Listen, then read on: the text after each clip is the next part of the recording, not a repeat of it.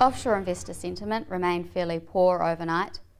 First up, weighing on concerns were downgrades by the IMF to their global growth outlook in their most recent update to their economic forecasts.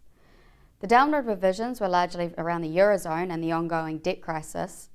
In addition to this, the IMF warned of what they saw was an alarmingly high risk of further downward revisions if the European leaders do not get their act together. Also weighing on confidence was just the ongoing uncertainty on the outlook around Spain and Greece. Meanwhile, in the US, tech stocks were heavily weighed. There were concerns around Intel and the slowdown in semiconductor demand. This is often seen as a sign of global activity. Now, in this environment, the New Zealand dollar was sold off against the US dollar and has unwound some of the gains it made in the previous day. However, the New Zealand dollar did outperform the euro. The euro was more heavily weighed, particularly by concerns around Spain and Greece. Yesterday, the New Zealand Institute of Economic Research released their quarterly survey of business opinion for the September quarter. The release of this survey is not generally a market-moving event.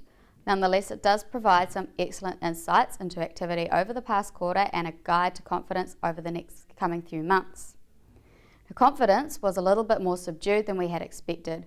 We were looking for a bit more of a bounce back from the June quarter, as the June quarter was heavily disrupted by offshore uncertainties. It does appear that confidence over Q3 has been weighed by very disappointing levels of activity experienced over the past 3 months. Now, on a regional basis, it appears this drop in activity was largely from Canterbury. We did find this surprising given some of the indicators we have seen for Canterbury, but it does suggest that early stages of the rebuild progress will be fairly patchy. Importantly, forward-looking indicators for Canterbury remain very upbeat, and we still expect the Canterbury economy to outperform the rest of the New Zealand economy over the coming few years.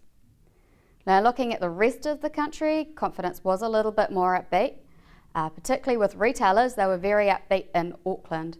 This is consistent with some of the resilience we've seen in retail card spending and the strength in the New Zealand housing market of late.